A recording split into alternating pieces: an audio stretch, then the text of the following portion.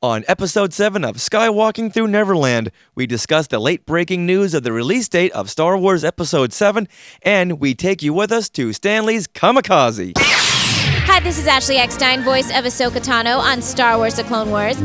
So, this is where the fun begins. Ooh, I've never been asked that question before. I mean, Disney's my favorite. And I also do love Star Wars. This is awesome. So I had Jesus battling Darth Vader. How did you get chosen for Fangasm? Oh, that's a fun story. I was actually drunk in a nightclub. I had Jesus in a TARDIS. That's the way cosplay life is. It's all or nothing. For me, Superman's been my favorite since I was a kid. I had Jesus and Spock having really important conversations. I just love it. You know, I love the fact that this comic book world has gotten so big. There's like a lot of Deadpools here. I had a glitter portrait of Jesus and a pterodactyl hanging out. Oh my God, that's so awesome. Ladies and gentlemen, boys and girls. There it is. Listen. A billion years in the making. Off to Neverland. What do you know? You'll laugh. You'll cry. You'll kiss $3 goodbye. Welcome to Skywalking Through Neverland. This is Sarah. And this is Richard. And as John Lennon once said, I heard the news today. Oh no. Boy. Oh no? Boy? It's oh boy, but yeah, it is. For you, it was oh no. Yes, news broke. Star Wars Episode 7 now has a release date. It's a release date, but it's in December. December 18th, 2015. No!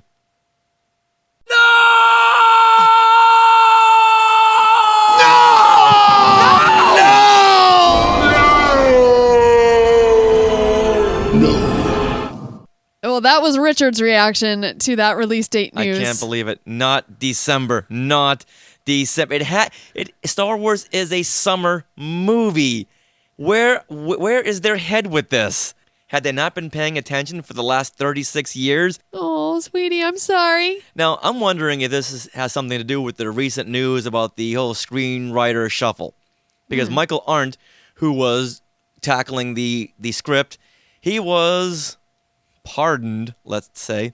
Now J.J. Abrams and Lawrence Kasdan are taking the helm, and they're writing the script themselves. So I'm wondering, had Michael Arndt written a script that was approved by J.J., would it be released in 2015 in May? Right. But now, because they lost a couple of months, now they have to start over from scratch. Now the release date is pushed back to December 2015. Since it's always been that summer movie, why didn't they just push it back to May of 2016? Unfortunately, I think it has something to do with Disney shareholders. With the Avengers coming out in May of 2015, then to have a Star Wars movie to bookend the year, they're going to make more money in 2015 than ever in Disney history. Well, should we see what some other fan reactions are to this news? Yeah, we reached out to a couple of our listeners. First, we have Joe Pittman from Sacramento. Hello. Hello, Joey. Hello. Joey, thank you once again for joining us on Skywalking Through Neverland. So, the news just broke about the release date of Star Wars Episode 7. Now, what is your reaction to this? First of all, I thought it was weird that it's going to be in the winter. Yeah. Everybody's so used to a summer release, but I just think if they take their time to make an awesome movie, then it'll be worth the wait. So I'm just excited that there's finally a date, so we should get casting news soon. So far, in the last 36-year history, all the films have been released in the summertime. The countdown will be colder, but I think once I'll be excited when the credits roll up.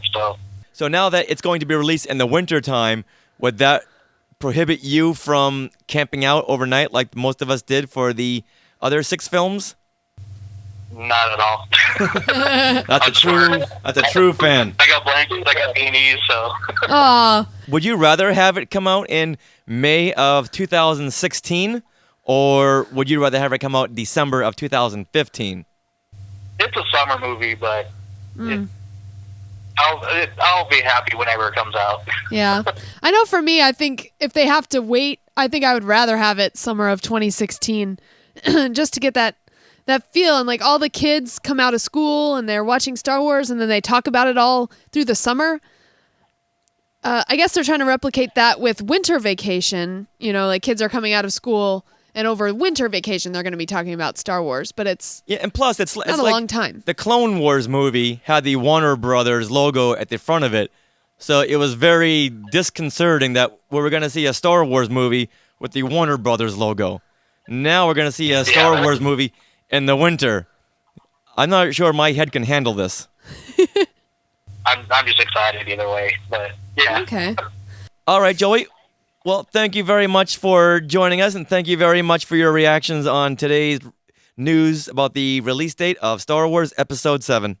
Oh, thank you for having me. Next, we're going to hear from one of our most opinionated show contributors, Mark Agushwitz. Hey, Mark. Hey, how's it going? Big news broke about the next Star Wars movie. What was your reaction to the news? What was your initial first reaction? You know, I'm not really worried about when it comes out. The sooner the better, because I am kind of looking forward to this whole J.J. Abrams thing. But the actual date, I guess there's some controversy out there, but to me, it's just as long as the movie's good, that's what I'm caring about. I know that they're going for a December release, and they really haven't given us a real reason why. The press release basically says that it's to give them enough time to give us a quality product, but I have a feeling they probably have something else in mind, so that's how Hollywood works. I actually kind of like the idea that it's coming out in December. Now, my understanding is that no Star Wars movie has ever been released in anything but May. Am I correct? You are correct, except for the Clone Wars movie that came out in August. Okay, so to me it doesn't really make a difference when it comes out, but the thing is you can correct me if I'm wrong on this, but has Star Wars ever gotten any real award notice that hasn't been technical? Yeah, it did get nominated for Best Picture in 1977, and Alec Guinness was nominated for Best Supporting Actor. Okay, so I think it might have more of an opportunity for a win coming out in December, because that's award season. It's more attention to the award situation, and I would really like to see Star Wars starting to get taken as a more serious kind of entity outside of fandom. Most people who aren't fans but just go to movies, they seem to think of Star Wars as a great science fiction movie, and it's time we started thinking of these movies as great movies. And I think that by releasing it in December, in my opinion, around award season, they're opening it up to be taken a little bit more serious, not only with the Oscars, but with directors' guilds, writers' guilds, and stuff like that, who are really paying attention to the movies that get released in November and December. Generally, the earlier in the year it is, the more likely it is to be forgotten. And then when you get released in the summer as a tentpole movie, which they would release this as if it was released in the summer, all the other studios are going to be trying to compete with it by putting out big movies. It's got a chance of getting a little bit lost. Now, it's not going to get lost because it's Star Wars. So by mixing it, instead of mixing it with the typical summer blockbuster fare, they're mixing it with hey, these are the movies that we take really serious. I think that you're going to give it a better opportunity to be taken more seriously as a film, as opposed to another Star Wars movie coming out. It's something that's going to mix with the cream of the crop, which always comes out at the end of the year. Yeah, that's why I'm kind of happy it's coming out in December, because when I think 4, 5, and 6, the first 3 that came out are 3 of the greatest movies ever made. Mm-hmm. I mean, this is one of the most influential movies ever made. It's influenced so many people that, they go dress up every year, and, people have based lives on it. In England, I believe there's actually on the political ballot, there's a Jedi.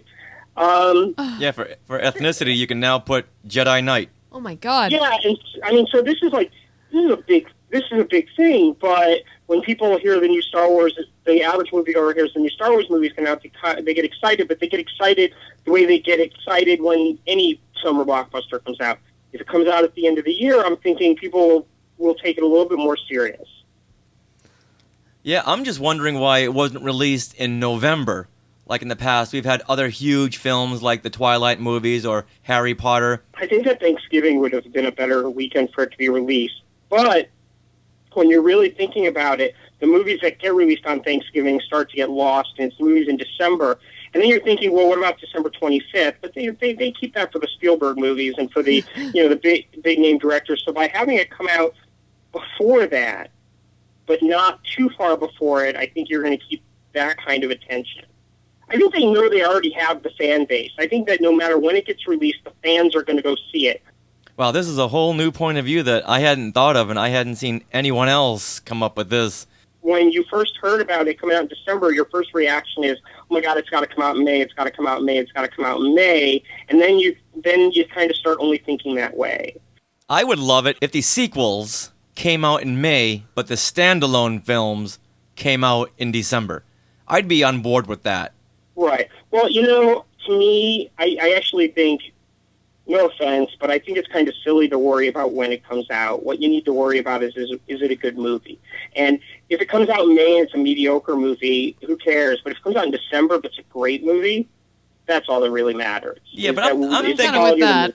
I'm looking at it from the whole point of view, not just the movie, but as an experience.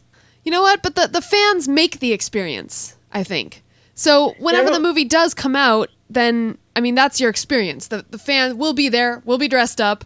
I don't care if we're really busy. Yeah, but if it's if it's in December, you're going to get all the holiday parties and family gatherings all mixed in with that. Honestly, if there is scenes in the movie that happen during winter time, it'll feel that much more wintry and fun. Like Little Women came out in winter, and yeah, not all that movie is during Christmas time, but the two scenes that are in Christmas time, it just elevates them. Well, that's very true. That really made that I mean, I don't know what you're talking about.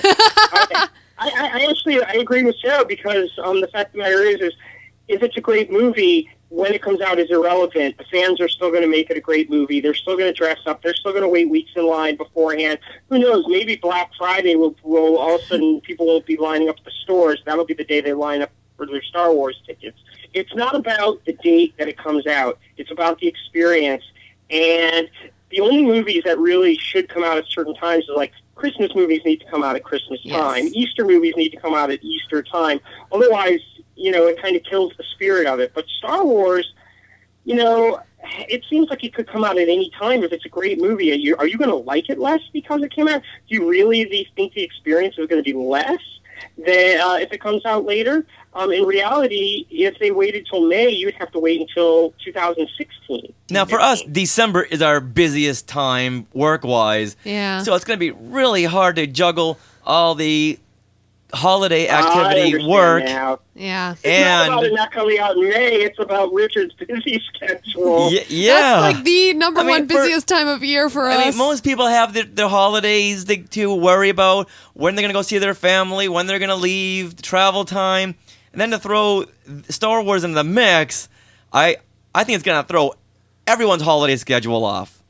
First of all, anybody who goes and sees this is going to go see it opening weekend, the diehards. And let's face it, that's 10 days before Christmas, so they can still schedule around it. Second of all, they can go see their families, and then they can take their families to experience it. It can become a whole thing. I think that there's a lot of reasons here that the only thing that should be in consideration is, do we get a great movie? And when it gets released just seems like a very irrelevant thing.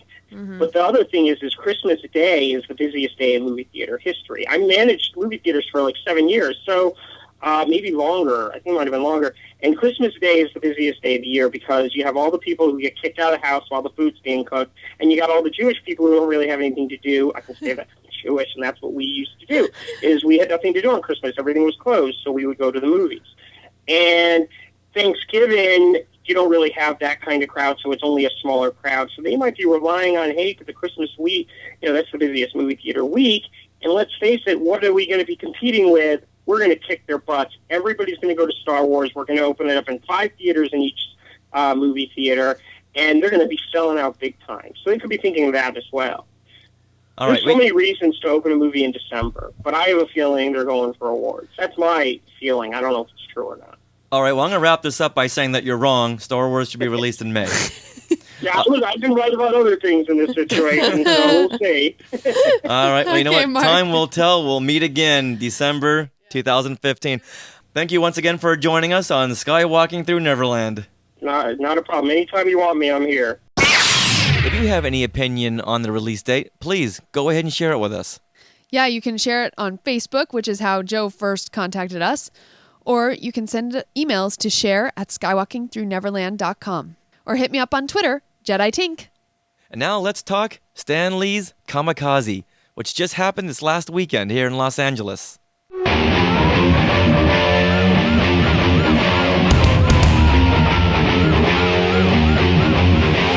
What a great time we had there. Well, it was just so accessible, and it wasn't crowded. Yeah. And everyone was so friendly, and even it was just so easy to talk to even the celebrities. I mean, it was great. Now, what was some of the big highlights for you? For me, well, of course, meeting Ashley Eckstein yet again, and actually, she recognized me. I was so excited about that. That was a trip. Yeah, and she picked you out of a crowd. Yeah, I saw her at her booth, and this was Friday, and it wasn't very crowded on Friday, so she was kind of standing alone. You could actually put your arms out and spin all the way around and not hit anyone for a good 3 or 4 minutes. Yeah. So we walked up to her booth, and Richard's like, "Oh, that's Ashley." And I was like, "Yeah, it's Ashley." Because she's never at her booth standing out in the open like that, because at Comic-Con or Celebration, she'd be mobbed in seconds. She's surrounded by fangirls, which is appropriate because she's awesome. So we walked up to her booth, and I was kind of looking at the merchandise, and she actually looked at me and came up to me. Now, I was not dressed in my Jedi Tink costume at this point. I was dressed in one of her universe dresses that she recognized, and she came up to me and she goes, Are you Jedi Tink? And I said, yes. And then all of a sudden you hear whap and she falls on the floor. Yeah. Well, she had recognized me from Twitter because I'm always posting photos of me in her universe dresses, or I'm always retweeting Ashley's Fangirl of the Days on Twitter. And so apparently she sees that and she just recognized me. I was floored. Hence, you dropping on the floor. Yes. And, yes. The two of them within seconds are like BFFs. Oh my gosh. They just yeah. We just connect on so many levels, like Star Wars and Disney. And she even said to me, I think if we lived closer together, we'd be such friends because we just have so much in common. I was like, oh, dare to dream. I know. Dare to dream. So that was huge. And then all weekend long, we ran into her. She would call us over. We'd be chatting. Yeah, I came up dressed as my Jedi Tink on Saturday, and she's like, "Oh, I have to get a picture." And then Ashley asked you to be in her fashion show. Yeah, on Sunday, she had her Universe fashion show in which not only did we get to walk the little catwalk, but she also had a photographer come and take pictures of us. Sarah is also known as Jedi Tink. She has her own cosplay that's half Tinkerbell, half Jedi, and it's awesome. Now, she did this at Celebration 6, and we weren't able to attend. No, because I was in the costume contest, and that took up a lot of time. So Sarah today is in our Rogue Squadron Rebel Alliance dress and R2-D2 backpack. And I love that you styled it with the orange sunglasses, with the adorable boots, which is that. When she said, "Oh, there's going to be a fashion show this time," I'm like, I am there. Now, this wasn't to advertise her clothes. This was just for fangirls. She's big on promoting fangirls and just making sure that we have a place in the sci-fi world. And Sarah has the perfect Star Wars outfit. Awesome! Round of applause for Sarah, everyone! Thank you so much, Sarah. Thank you. And you being a fangirl of hers, yeah, I was you fangirl. were a good fit. Yeah, I was fangirl of the day on July 6th. I got a tweet that morning from her universe. It was like, "Jedi Tink, fangirl of the day." I'm like, what? And she even remembered you as being a fangirl. Yeah. Being Jedi Tink goes a long way. And actually, Ashley was so nice to even give us an interview after the fashion show. Yeah, she had just a long weekend, and here we are shoving microphones in her face. Yeah. But being Ashley Eckstein, she couldn't have been more gracious. Yeah, she was so sweet about it. Very nice. So we'll be playing some of her interview a little bit later on in the show. And as well as meeting Ashley Eckstein, we met Barney Burton. Now, Barney Burton, she used to work at Lucasfilm. She has written many craft books and just is a spokeswoman for pop culture. Yeah, when she worked at Lucasfilm, she was in charge of all the crafting on the Star Wars website. all the PDF downloads and things that kids could do. So if anyone out there had made a Admiral Snack Bar puppet, it's because of her, or a Bantha Pinata, you can thank Bonnie Burton. An Admiral Sack Bar, not Snack Bar. Sack Bar. Yes. Oh. And she's been someone I've been wanting to talk to for a long time, but she's always in demand. Even at Comikaze, she was zipping back and forth from panel to panel, but luckily we had gotten her at the very last panel. Yeah, she was done for the day. She'd had a lot of coffee, and she was just going on and on and on. Sarah cornered her in the women's room. Yeah, that's right. Richard's so funny because he sees these Star Wars celebrities, and in his mind, he builds them up like they are Jennifer Aniston or... Well, they're bigger than Jennifer Aniston. Well, this is Bonnie Burton. Yeah, but in their world... Nay, gods. Yeah. But in their world, they're not that big of celebrities. They're actually happy when people recognize them. So for me, it was no big deal. So for some reason, Ashley broke down the barriers. Ashley Eckstein. I just felt more comfortable going up to female Star Wars celebrities. For me, it's all about the timing. I don't want to get her at a bad time. Yeah. She just finished her last panel over the course of 3 days. And I even heard, I was going to approach her right after she came out of the last panel, but I overheard her saying, I got to go to the bathroom. So I was like, okay, well, now's not a good time. So we kind of surreptitiously followed her down the hall until she went in the bathroom, and then she would turn around. We would all look the other direction, look at our watches, look at the elevators. Yeah. So when she went to the bathroom, I went in too. I was like, podcasting ninjas. Yeah. So I said to Richard, I got this. And I went into the bathroom. And proceeded to strike up a conversation as we were washing our hands. She couldn't have been happier to talk to us. All we wanted her to say was, "This is Bonnie Burton saying Neverland on Alderaan." And we would have been happy with that. Yeah. We started talking to her, and the floodgates just opened. The caffeine hit high gear, and she was off and running. Yeah, for like 40 minutes. We got a 40-minute interview. Yeah. At a certain time, I had to go to the bathroom. But actually, the way Ashley and I connected, you and Bonnie Burton connected, I think, because you are both about the same age. You have very similar views on the holiday Star special. Wars Holiday Special, which in a couple of weeks we'll be having a special episode commemorating the Star Wars Holiday Special, and she loves it just as much as I do. And for those of you who don't love it, listen to our show, and I can guarantee afterwards you'll be loving it just as much as I do. Yeah. Actually, Bonnie offered us a really awesome thing. Because she does all these crafts, she's been wanting to craft something for the holiday special. So she actually offered us and our listeners, you guys, if you have any ideas on something to craft for the holiday special, send them in.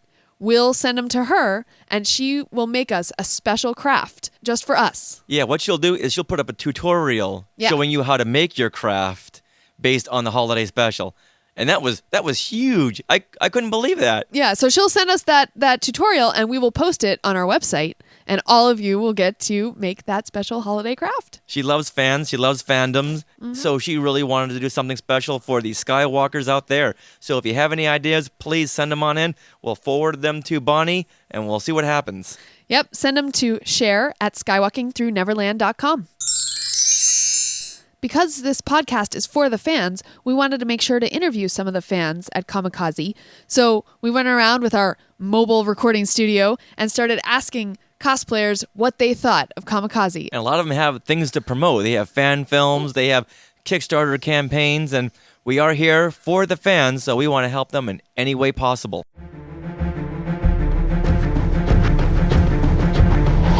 Now, what has been your most enjoyable experience so far here at Comikaze? Oh, just saying hi to everyone, posing for pictures, making people smile. That's what it's all about. And that would be Stanley. I saw him on stage, and it was kind of like talking to him because he just has such a great energy that just goes out to the fans. It's practically like talking to him almost. RuPaul. I cried a little bit when I met him. You cried when you met RuPaul? Because he wasn't wearing his wig? You knew it was a man, right? I was happy to meet him in person. He's really inspiring, so. But yeah, I mean, I met a lot of cool people here. I met like people that they know how to make their own good like costumes and all that. And I get them on Facebook, and sometimes I call them and ask questions to them, and they're the ones that gave me the tips and all that.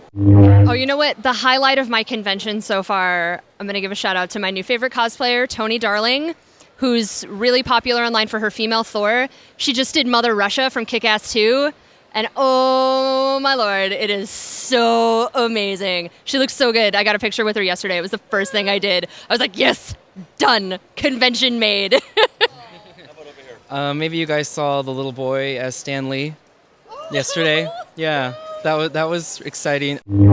I saw, it was the cutest thing. It was a mom and a child, and the mom was the Queen of Hearts, and the little boy, he maybe was like 5 or 6 years old, maybe even 4, was the Mad Hatter, and I just died. I just died inside. It was so cute. I had to grab a picture. Yeah, we saw a mom, dad, and a little Ghostbuster upstairs, and Bonnie Burton said her ovaries were starting to hurt. Oh, you know what? You guys would probably appreciate it. We have a friend, Lady Lynn, who is a really big fan of Star Wars, and she's pregnant right now. And she cosplayed yesterday pregnant Amidala in like her blue pregnancy dress. Oh, nice. She looked fabulous. But I was like, oh, do you guys like Star Wars? You'll probably appreciate this costume. Because I've never seen anybody do like pregnant Amidala before. So I thought that was pretty cool. I always tell Richard, if we're ever at a Star Wars convention or a convention and I'm pregnant, I have to do that outfit.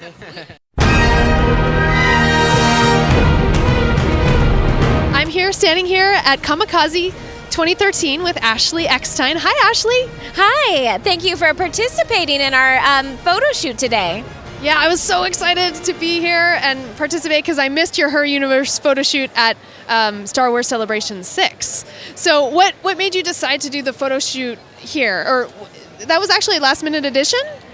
Well, why I wanted to do it actually is because Kelsey Edwards, my photographer that does all of my shots on the web store, she's been with me from day one. Literally the original shots that first came out about Her Universe were from Kelsey. And so since she's local to LA, I wanted her to come out and get to experience a convention and get to experience and meet all the fans. And what was the last minute addition was before it was going to be more of just a fashion show. And I thought, you know what? Why don't we make it a photo shoot? If Kelsey's here, let's just do a proper photo shoot. So that was it was a slight change at the last minute. For the photo, if it was just a fashion show, who would you have picked for that? Would that have been fangirls? Oh, yes, it would have been the fans, and just fans really in what you came in today, but just, more modeling what you were wearing rather than getting a photo. But I thought, might as well get proof of what you're doing, and we can send you a photo rather than just walk the stage. So, which essentially you got to do both. So it worked out. Are you going to be mailing us this photo? Oh, yes. You will be getting an email from us in the next couple weeks, and it'll be yours to share with whoever you want and as much as possible. Are you going to be able to share these photos on your website as well? We are. We're going to put together a fun video just, for everyone that couldn't be here, showing them the whole fashion shoot. And, I never wanted to be the only model on our site. So I definitely hope to share them on Facebook and, show that it's the year of the fangirl and fangirls are stepping into the spotlight. Yeah, I think this year the fangirl thing is so awesome, and thank you for doing this. And I know I was a fangirl of the day on April 7th, so thank you. Awesome. No, thank you. I mean, that was the whole goal is, I got to meet all of you over social media, and I wanted everyone's story to be shared, and I wanted other girls that maybe in their community, if they felt alone, thinking that they were the only geek girl in their community, I wanted them to be able to come to our website every day and see another girl that's just like them. So thank you for being such a great example of a fangirl. Oh, you're welcome. And awesome. You know what? Your campaign is working because almost every morning when I go on Twitter and I see your tweets about the fangirl of the day, and if they have a Twitter account, I will retweet that and congratulate them to be a fangirl.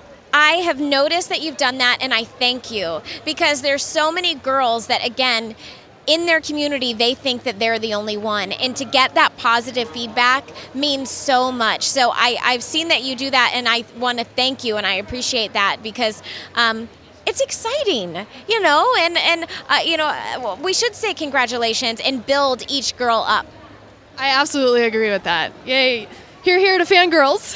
Yes, and we debuted our new fangirl logo here, so we're definitely going to be doing more with it, and it's our purple planet, which is kind of our icon, We use that as the girl's head, and she's purple, so literally she could be any girl, and that was our goal. In her universe, it's any girl. There's no different size, shape, ethnicity. It's whatever you want to be in her universe. The sky's the limit, or the universe is the limit, whatever it is. And so yes, this is our new fangirl logo. Well, I love it. Did you have any other questions? Yeah. So what is Ahsoka's story arc for Star Wars Rebels? So if Ahsoka were coming to Comikaze, what would she cosplay as? Ooh, if Ahsoka were coming to Comikaze, what would she cosplay as? That's a good question. Ooh. I've never been asked that question before. I feel like she wouldn't cosplay because she would be here just as herself, protecting the people and just enjoying the show. Does that sound weird? I feel like she's so serious that I don't know if she would get in on the fun, because she would still be in Jedi mode, even though she's not a Jedi, but that's just that's who she is to her core, I feel like. So I put a lot of thought into this. I think she would come as Bib Fortuna. Well, how about this? I think she would at least bring R2-D2 with her. She'd be here as a fan. All right, well, thank you very, very much. R2 would be dressed as Wally. All right, well, thanks for your time. Thank you. We are here with Joe Mcqueen from the documentary Confessions of a Superhero, and he's wearing his Hulk costume. Tell us all about the fabrication of this. Basically, I skinned the old Hulk suit, and we went over the new one, and just to make it bigger than what it was. And I love it because it's original, and you're not going to go to Walmart and see this in the store. So I see you have the jean pants as opposed to the purple pants. Was that a conscious decision? Yeah, it was a conscious decision, because the reason why I didn't wear the thin nylon purple pants is, at the end of the day, people think I done pissed on myself, and it's like, I was like, what, they can't see sweat from jeans. You obviously got your crazies out there in the street that think they want to shank Hulk or do something crazy, so I definitely got to protect myself, so. I am dressed as a Dalek from Doctor Who. I am one of the original bronze Dalek, not one of the more newer, colorful ones, just because I like the classic Dalek. So, Kaylee, it looks like you are dressed as the Comikaze Christmas Angel. Is that right? No, I'm not. I'm dressed as Shawnee from the Broken Trinity. I love to express my fandom, actually writing fan fictions that nobody actually reads. I mostly focus on my book, The Broken Trinity. So, is this your character? Yes, it actually is. Now we're getting somewhere. Yes, I actually I published the book last October, and it's available on Amazon.com and Barnes & Noble online. How soon until Disney buys you out? Hopefully very soon. We are here with Austin as one of my favorite superheroes, Aquaman. Now, what made you choose this iconic superhero? Well, I feel like he's in the middle of a new rebirth right now with the new 52 issues that are coming out after, being the butt of a joke basically on SNL and Family Guy and that sort of thing. And so I figure it's about time someone starts representing the King of Atlantis again. And where did your love for Aquaman come from? It's actually pretty recent. It was playing Injustice. That he became my character in that. I love the reach that he has, and I just kind of built up upon that. I wanted to figure out more about the character, started reading the new issues that have been coming out, and here I am. As a kid, I loved the Aquaman Mego action figure because he looked just like me because he had blonde hair. My name is Rebecca. And Rebecca, what are you wearing today? Today I'm wearing Snow White. She's my favorite character, so I always wear her. Is it true that Sleepy snores? I'm not supposed to say, but yes, he does. Is Dopey really dopey, or is he like really brilliant when the cameras are off? I don't know. He's never really done anything brilliant, but I am teaching him how to bake pie. So, yeah. Is Doc a real MD, or did he get his license online? I actually don't know, but I heard I'm not supposed to ask him. On a scale of 1 to 10, how bashful will Bashful get? 10. Yeah. He'll literally hide under a rock around girls. And then how about Huey, Dewey, and Louie? Are they as funny as people say they are? I don't know. Probably, yeah. That's not her animated cartoon. I didn't say they were. I'm just asking a general question. Now, we're in the world of fandom, like any kind of fandom, be it Star Wars or Disney or anime, or what is your favorite? Well, it has to be Disney. I mean, Disney's my favorite. And I also do love Star Wars. I'm not I don't know everything about it, but I do love it. Now, standing right in front of us are cosplayers who are on the ball because they're dressed in costumes that are on a movie that's not even out yet, Disney's Frozen. Can you tell us your names? My name's Jimmy, and I'm cosplaying Kristoff. I am Angie, and I'm cosplaying Elsa. This is the first time I'm wearing this one out in public, which I'm excited about, but also it's a really tight corset, so I can't really breathe all good. You suffer for your art, right? Exactly. I am suffering today for my art. I'm Katrina, and I'm cosplaying Anna. I'm Tay, and I'm cosplaying Olaf. Awesome. Yeah, so far we've seen a lot of cosplayers who are in deep pain and agony, but they want to wear the costumes, they want to show it off. So who else here is in pain? My feet are killing me, and I've been sweating a lot in this nice warm outfit here, yeah. But Olaf, you're not sweating. Actually, when we were standing out in the sun underneath the skylight over there, I was pretty hot, but I was melting. I was honestly melting. And snowmen, they gotta stay cold. So I think Comikaze needs to crank up the air conditioning a little bit in here. What made you decide to wear these costumes today? I guess I should take that one. I've been following Frozen for about 5 years now, since it was on the back burner at Disney Studios. I really, really love the story of the Snow Queen, and as the story started changing, it kind of turned into this is the story of me and my sister at this point. So I really connected with Elsa very strongly, and I was like, I know I'm doing this costume. But I didn't have an Anna for the longest time. And then Katrina came to me. She knew I was excited about the movie. And she was like, hey, so people keep telling me that I look like Anna? I don't know. And I was like, I'm making you the costume right now. I don't even care. And then Tay just expressed, she was like, I want to be in the group too. And I'm like, be Olaf, we don't have one. And then Jimmy posted on his Facebook page, she's like, I'm working on Kristoff. And I'm like, be in the group too. So now we're all together and very excited about the movie, as you can tell. All right, now of all the costumes I have seen this weekend so far, Dr. Octopus takes the cake. Now, tell us all about the making of this fantastic costume. Well, this costume took a little bit over 3 months to make. It's a combination of a lot of trial and error. It is extremely heavy. This is not like a lot of Dr. Octopus costumes you find or cosplays. They're made out of foam or styrofoam or even a sponge. This is not. This is PVC with advanced drain system tubing, Polyflex, and the belt is aluminum with motorcycle chain around it. So it's extremely heavy and more painful than what you can imagine. So the next stop after this is a massage? No, I think next stop of this is the hospital. My area of cosplay is always try to find the most difficult and the most extravagant and try to, set my sights. I never do something, pardon my language, but half-ass. It's all the way or nothing. It's just, that's the way cosplay life is. It's all or nothing. But the real pleasure and always of cosplay is being able to to see the kids' faces when you get to show them maybe one of their favorite villains or one of their favorite characters. But me and my son always cosplay as a cosplay couple. So my son and I always try to stay within the same genre. And your son, where'd your son go? Oh, and your son right over here, tell us who you are. I'm Sandman. So who would win in a fight, you or Spider-Man?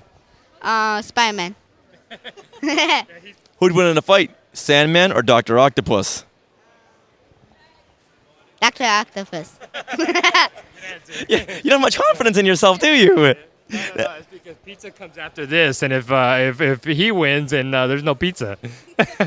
You are a very smart little guy there. Now, you on one hand, you have a hammer. On the other one, what is it? Spike ball. A spike ball. What? Did you make these yourself? No, my dad made it with styrofoam and spikes too. Now, are you a big Sandman fan? Yes. If you had it your way, what other costume would you want to be? Ghost Rider. Ghost Rider? And you'd have to light your head on fire. Yeah. Now, does Sandman have any catchphrases? No. Like Buzz Lightyear's got to infinity and beyond. How about it's time to go to sleep? Okay, you know what? Say it's bedtime. Say it's bedtime. Don't say this say part. Just say it's bedtime. It's bedtime. This season on Fangasm, 7 super fans came to Los Angeles. Hey, all you lucky interns. Excelsior! To work behind the scenes for my Comikaze Expo. So we're here talking to Mike Reed of the show Fangasm. How has been the response been for Fangasm? Amazingly supportive and unexpected. I can't believe so many people love what we were doing and love just us living in a house and that we, celebrating geek culture. And we thank you so much to the fans. It's been an amazing experience. We saw you at the panel yesterday, and there were so many people yelling and screaming all of your names. So now you guys are celebrities, like the way Stan Lee is here, Ashley Eckstein. Oh man, yeah, we're celebrities. I don't know if we're as big as Stan Lee. We're working on it, but yeah, it's crazy because I go to a lot of conventions, and coming here to the convention as a celebrity guest has been really weird and overwhelming. And so many celebrities have come up to me and said, "Oh, we saw your show. It's been awesome." Like a bunch of the Power Rangers, like, "Oh, Mike, oh, it's great to, we know you from the show." I'm like, "Oh my God, that's so cool. Will you sign my T-shirt?" And they did, so it was awesome.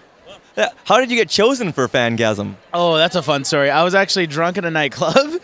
And I was drunk in a nightclub, but I was actually auditioning for another reality show that next day called, what was it? It's for MTV called The Friend Zone.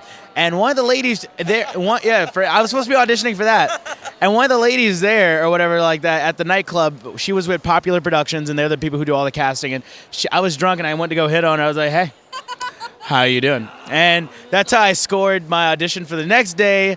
I went to that, and they were like, "Oh, man, you're too much of a nerd for this show. But what about this other show, which at the time was called Fandom Rising?" It was like, "Why don't you go audition for that?" And I was like, "All right, cool." I got drunk, did an audition for that, and the rest is history. And apparently people love drunk Mike Reed. So yeah. So now what do you, Mike Reed, geek out over? Oh, man, I nerd out about Superman, first and foremost, Superman, Power Rangers. I'm a huge Power Rangers nerd. I just got, all the signatures of all the different Power Rangers in there. I want to get every Power Ranger signed on this T-shirt I have.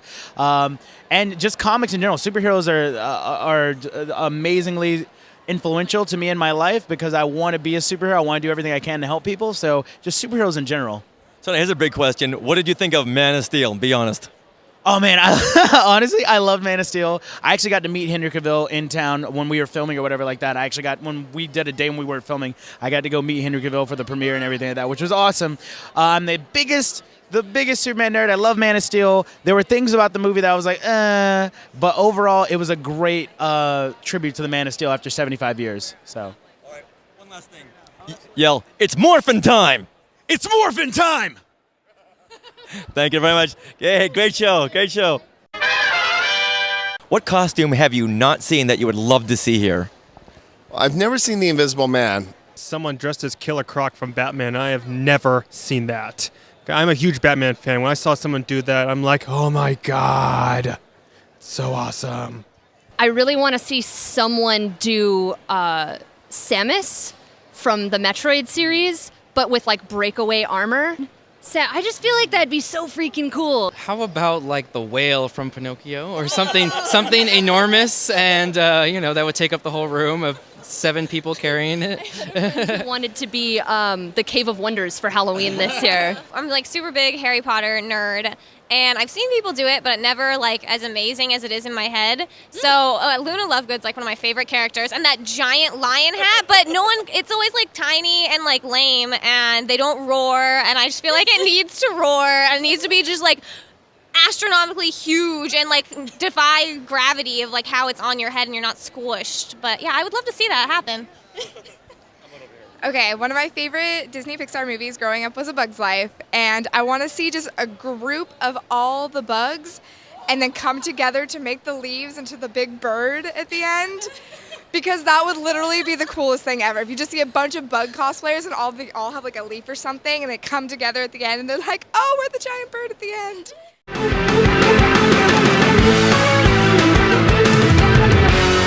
All right, right, I'm here at Comikaze 2013 with Bonnie Burton. Yeah. Awesome. And I know I see you on Twitter. You post some of your crafts and your cupcakes and everything. I've always been a crafty person, and I used to always make puppets when I was little of anything I liked. And obviously, I was a big Star Wars fan growing up.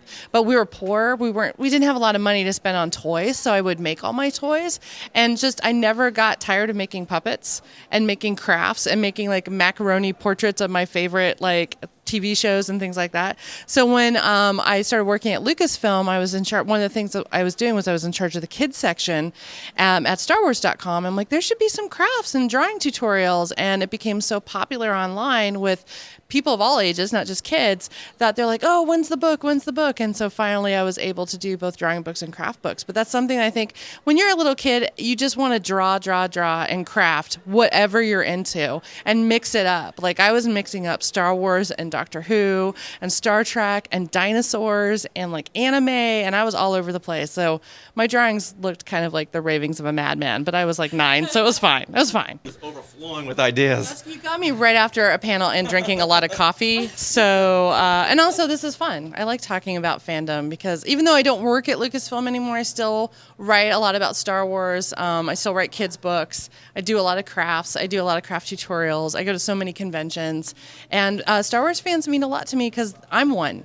And that's a community you never get rid of. It's like a family for life. Whether you're going to a Star Wars convention or just a regular run-of-the-mill comic book convention, or whether you're meeting, if you're going to a party for the first time and you're scared to death to talk to anyone, mention Star Wars. And I guarantee you'll find someone at a party that you can argue about Jar Jar or Ewoks. You can talk about the books or the comics or the video games or the new movies that are coming out and do your casting suggestions. Or, I mean, that's the thing. It's like you can't run out of material talking about Star Wars, and it's a great way to meet new people and to bond.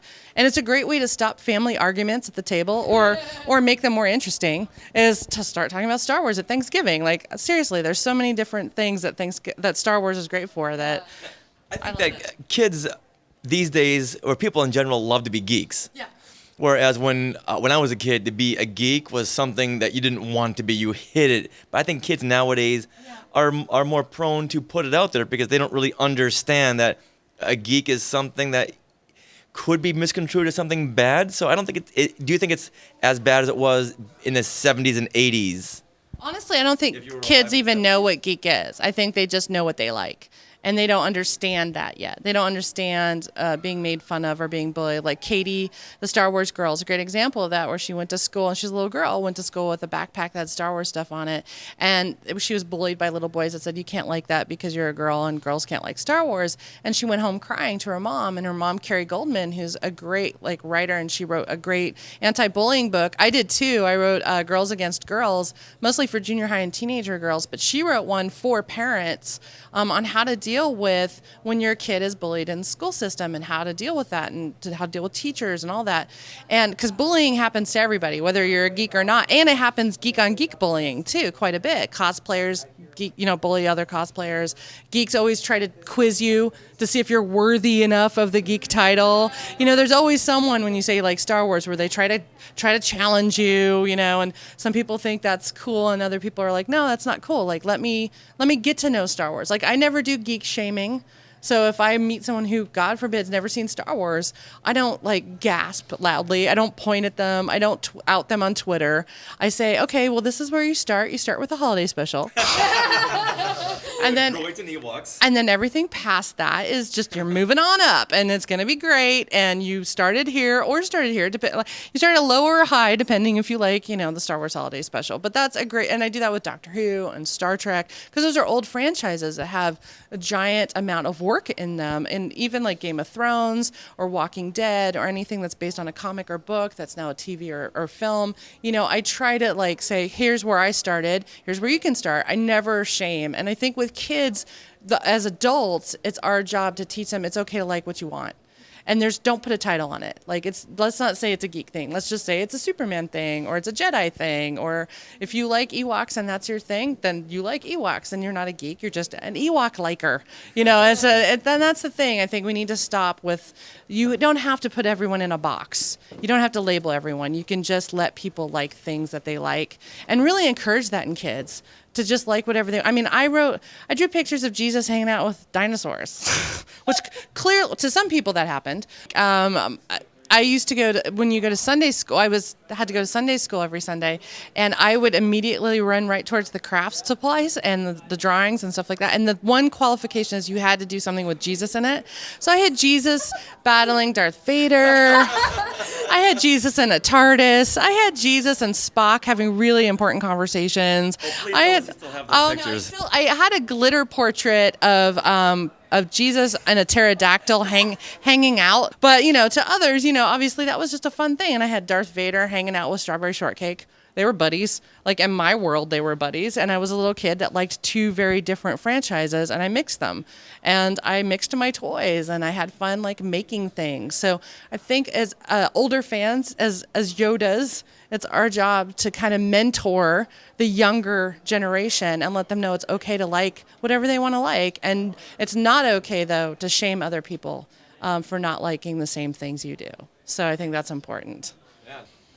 I agree. So when a kid comes up to you and shows you that they've just made a craft from your book, how does that make you feel? You know what? The funny thing is, it's a lot of times it's better, or it has so much more personality to it. We work with kids all the time, and kids, sometimes we can tell they're kind of on the fence. If I like something, I might get bullied. If I like something, they might tease me. But I've told kids, own it. Yeah. If you like something, own it. Yeah, it's all about confidence. It's all about confidence, and it's also about inspiring other kids. Like, kids look up to other kids. And sadly, sometimes they look up to bullies because they're afraid if they don't, they'll get, be at the other end of the bully stick, I guess I should say. But the thing with kids, too, is that they're really accepting if given the right environment. And if you let them know, hey, you can dress up as Darth Vader as a girl if you want, or hey, it's okay to name all your hamsters after Jedi Knights, and that's okay, cool. Or if you want to be, if you're a little boy and want to make cupcakes that look like, Jawas, that's cool too. Like, there shouldn't be gender issues with this. There shouldn't be age issues with this. And you should just encourage it, because creativity leads to confidence. It leads to career building skills. I guarantee you everybody that works at ILM made puppets as little kids and drew the craziest drawings of whatever space battles they wanted. Same thing with game developers and authors and actors and directors and screenwriters and psychologists that want to know why Vader is weird. Why is he so angry? Oh, I'm going to study psychology and find out. Seriously, Star Wars has touched so many people's lives for the best that I think it's one of those things that's so universal that we have to keep encouraging it. Fandom's important. It's not just about, a money-making movie machine. It's about, universal truths of acceptance and knowledge, about not giving up, about taking risks, about not letting the bullies win. It's all those things, and those are things that kids and adults need to remember constantly in their lives, and not just when they sit in a movie theater. Yeah, on Halloween, we saw someone dressed as an Ewok. I said, oh, you're an Ewok, that's fantastic. And he said, yeah, because we take down the Empire. It's like, whoa, this kid's going to be president someday. I hope no one told him Ewoks eat people, because that's even a scarier ambition if he really knows what Ewoks do, because they do eat people. You know that, right? Han Solo was not on that fire stick to keep warm. He was a Hot Pocket. There was Ewok is so funny. Everyone says Ewoks are the cute teddy bears. I'm like, no, they're really not. The thing that always weirded me out is that they had the full dress for Leia. Who wore that before her? Who was? And the fact that they worship C-3PO is a big red flag. So they're the only people in the Star Wars universe that worshipped C-3PO were those Ewoks. So that's something to think about, something to ponder. I'm more of an R2-D2 worshiper, but not so much C-3PO. So I'm just saying. Kind of like they had the Donald Duck thing, where they would dress from the waist up, waist down, nothing, because they wore the headdresses. I mean, Chewbacca only wears a bandolier in his pride. There's no lederhosen on that Wookiee. So, it's those Fox executives. I know. I want that. There was somebody that did a cosplay as Chewbacca wearing lederhosen, and it was a few Star Wars celebrations ago, and it was the best costume. Inside joke. It was such a meta costume, because the people that knew the history was like, that is awesome. And then other people are like, lederhosen. Yeah, and then they got some guy dressed as Han Solo, but a yodeler, and they called him Hans Solo. I know. That's the thing with fans. They'll always do something above and beyond. Like they'll be right down to really amazing costumes that are movie ready when they make those. I'm like the 501st I love, not just because their armor is perfect, but they're so great with community efforts. They do so many things for kids. They do so many charity runs and Christmas drives for toys. And I respect the 501st more than anything. And I'm not just saying that because I'm an honorary member. Like those are my heroes for sure.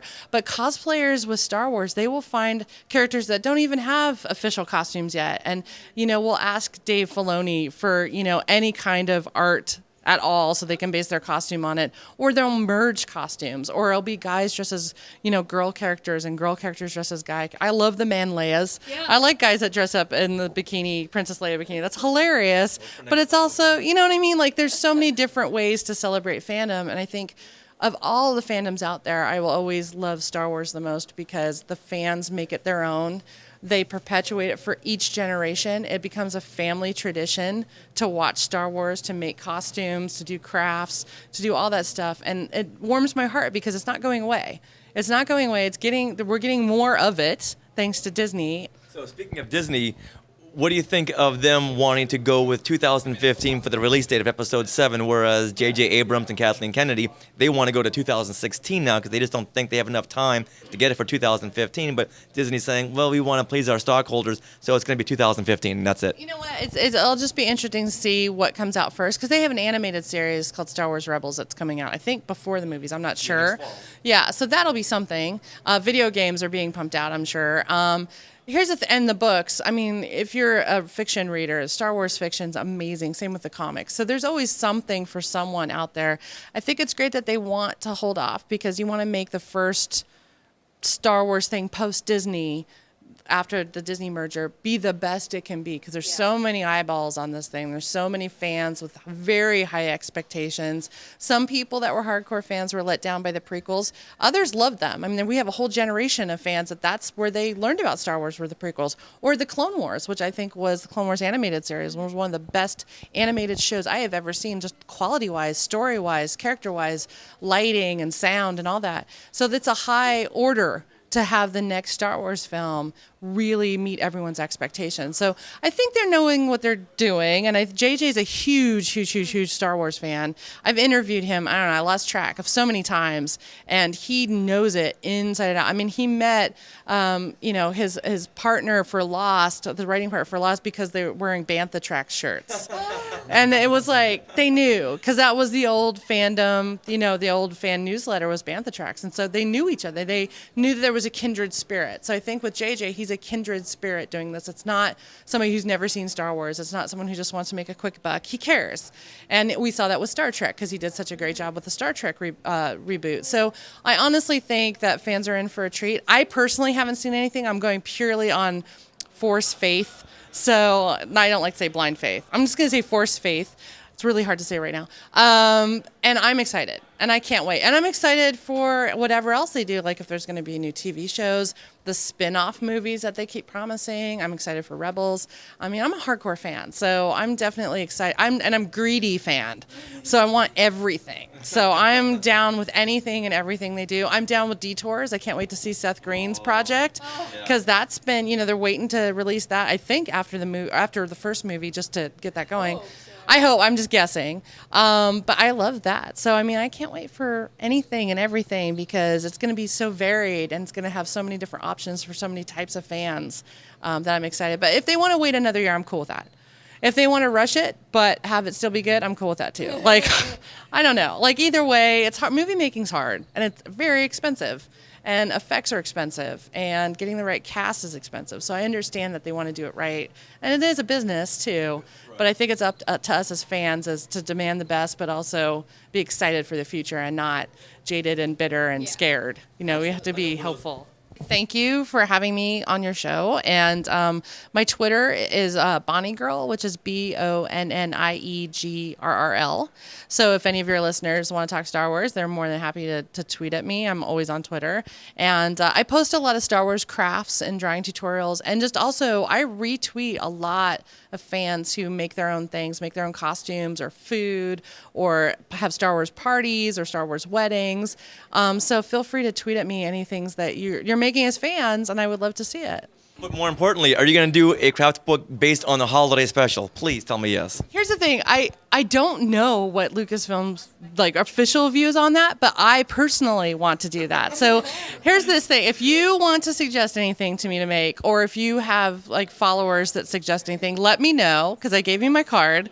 Let me know, and I will make a personal Star Wars Holiday Special tutorial for your listeners. And you can put it on your blog or whatever, and they can download it. Especially if it's a B. Arthur craft. I am all over that. So just let me know. Thank you. I hope it was good.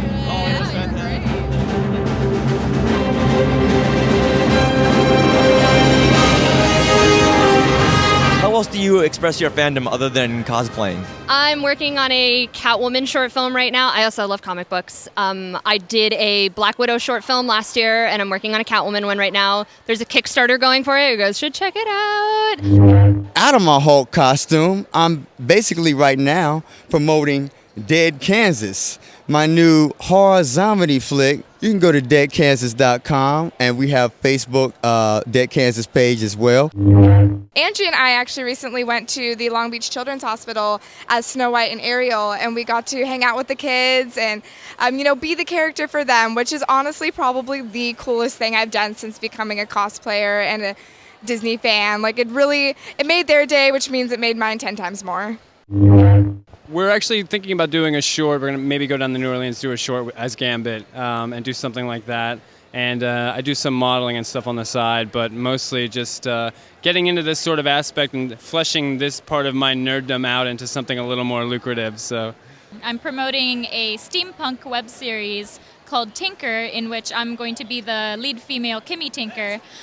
So there will be a Kickstarter coming up, hopefully on Monday, and so check it out. It's called Tinker. It'll be fun. Johnny Psycho's in it. So now I'm very excited to go to our next convention. I've got to go to another convention. It's right away. Yeah, right away. Must go. Luckily, we don't have to wait too long because Long Beach Comic-Con is coming November 23rd and 24th to Long Beach, California. Guess where we live? Long Beach, California. So we'll be going there and bringing to you the best of what Long Beach Comic-Con has to offer. And now, speaking of conventions, Celebration 2015 Countdown. Ooh, what's that date? What's the countdown today? As of today, November 7th, 524 days until Star Wars Celebration 2015. Did you do that math in your head? Yes. Or did you ask Siri? Nope. In my head. Okay, good to know. He's a numbers guy. Yeah. There really hasn't been a whole lot of news for Star Wars Celebration. However, in the past, the celebrations have been right before the movie release. Now we're going to have to wait a long time. 8 months before episode 7. And it's so long before that we probably won't even get any kind of sneak preview.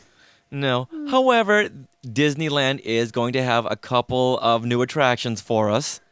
Yeah? They're going to have the Star Wars 3D Adventure, which they're going to take out Captain EO. They're going to make a montage of all 6 Star Wars films, about a 20-minute montage that you can sit down and watch in 3D. As well as a couple of other surprises we're not allowed to talk about just yet, but as soon as we give the go-ahead, we'll be giving you guys all the inside scoops. Mm-hmm. And I'm sure they're going to have a big Star Wars fan party like they did at Celebration 5 at Disney World when they were closing Star Tours. They had the last tour to Endor. I'm sure they're going to have a pre-Episode 7 party. They have to. They really should. I mean, there's no reason for them not to do that. Yeah, and Disneyland is right across the street from the Anaheim Convention Center, so it's just going to be a short walk right over there. Prepare to make the jump to light speed.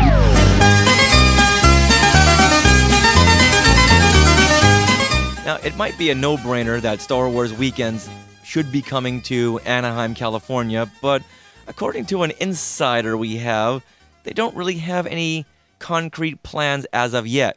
But this insider said Disney loves looking at numbers. If they see some concrete proof that a lot of people want Star Wars weekends to come here to Disneyland and Anaheim, then they will make plans to do it.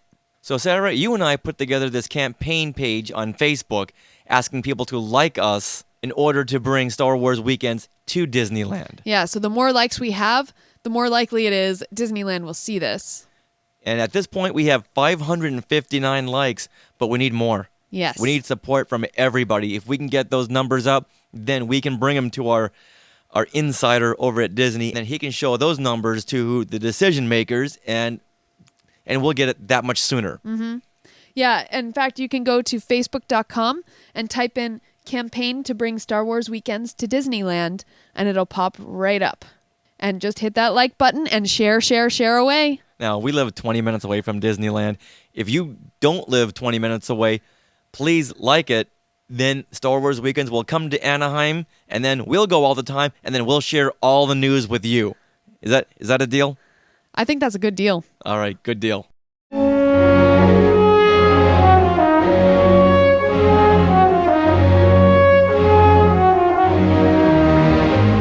Now, in last month's Halloween episode, I had come across some journals I had written in the 3rd grade.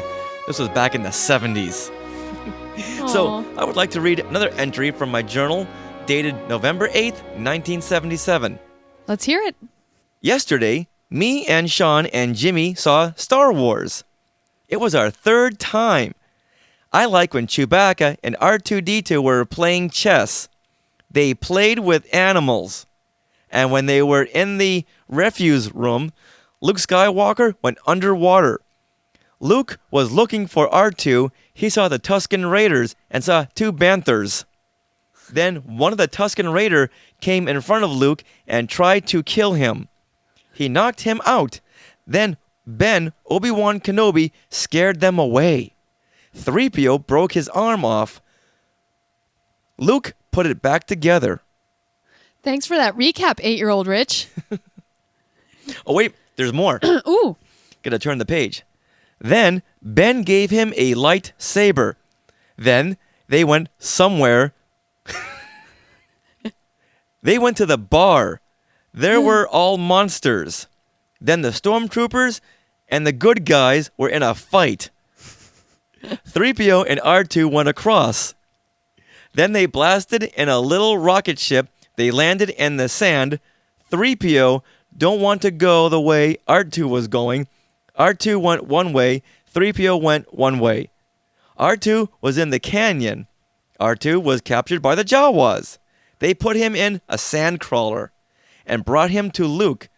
Darth Vader and Ben were fighting with lightsabers. Darth Vader won. And that is what I wrote when I was in the 3rd grade, November 8th, 1977.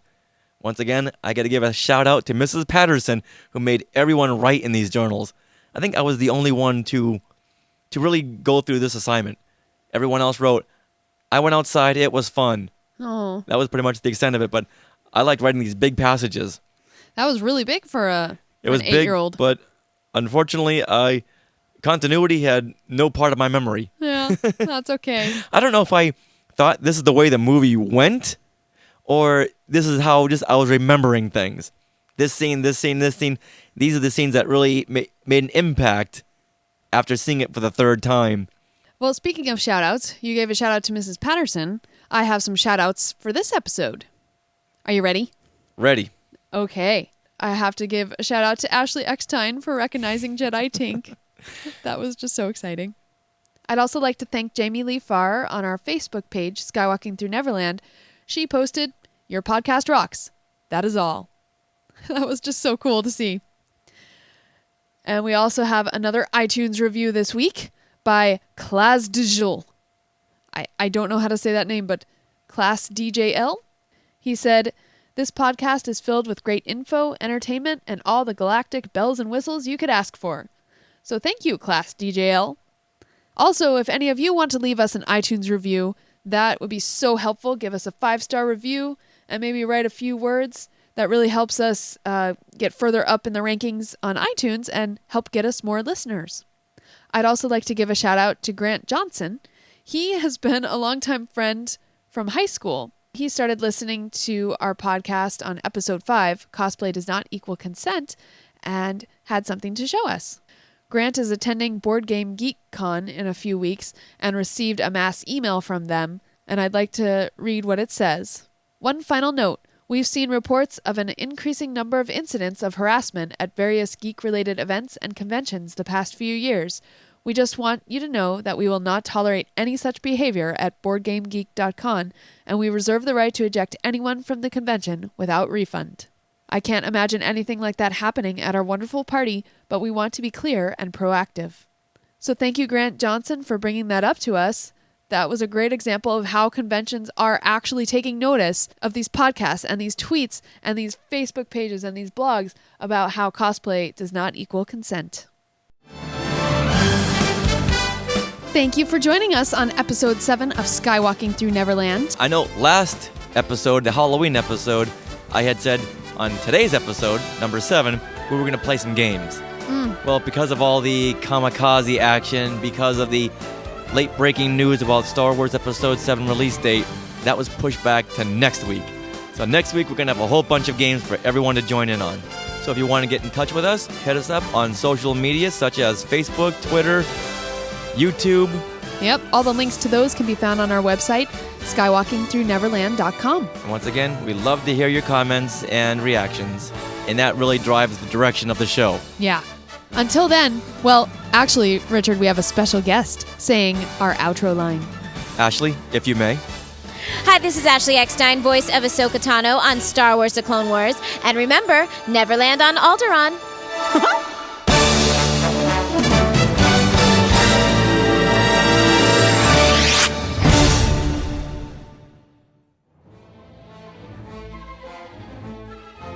Thank you for listening to Skywalking Through Neverland. We would love to hear what you thought of the show. Please send feedback and suggestions. You can email us at share@skywalkingthrough-neverland.com. Please visit us at our website, skywalkingthrough-neverland.com. Find us on Facebook at facebook.com/skywalkingthrough-neverland and on Twitter at skywalkingpod. All material submitted becomes the property of Skywalking Through Neverland and are subject for use on our show.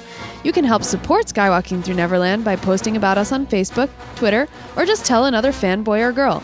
We would also really appreciate a 5-star review on iTunes. A link to our iTunes page can be found on skywalkingthrough-neverland.com. Skywalking Through Neverland was created and produced by Richard and Sarah Woloski. Segment producers are David Scale, Richard Woloski, Sarah Woloski, and Mark Agushowitz. Graphic design and website design by Sarah Woloski. Technical advisor is Peter Heitman. Skywalking Through Neverland is not affiliated with Lucasfilm Limited, Disneyland Resorts, or the Walt Disney Company. All names, sounds, and related items of Star Wars and Disney are registered, trademarked, and copyright Lucasfilm Limited and the Walt Disney Company and their respective trademark and copyright holders. All rights reserved. Skywalking Through Neverland is intended for entertainment and information purposes only. All original content of this podcast is the intellectual property of Hey Hey Entertainment, copyright 2013, all rights reserved. No part of this show may be repurposed, reproduced, redistributed, or rebroadcasted without the written permission of Hey Hey Entertainment. Sorry, all that had to be said.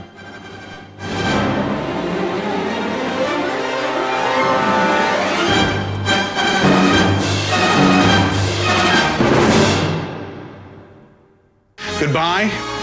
Live long and prosper. Wait, sorry. May the Force be with you. And cut. That's a wrap.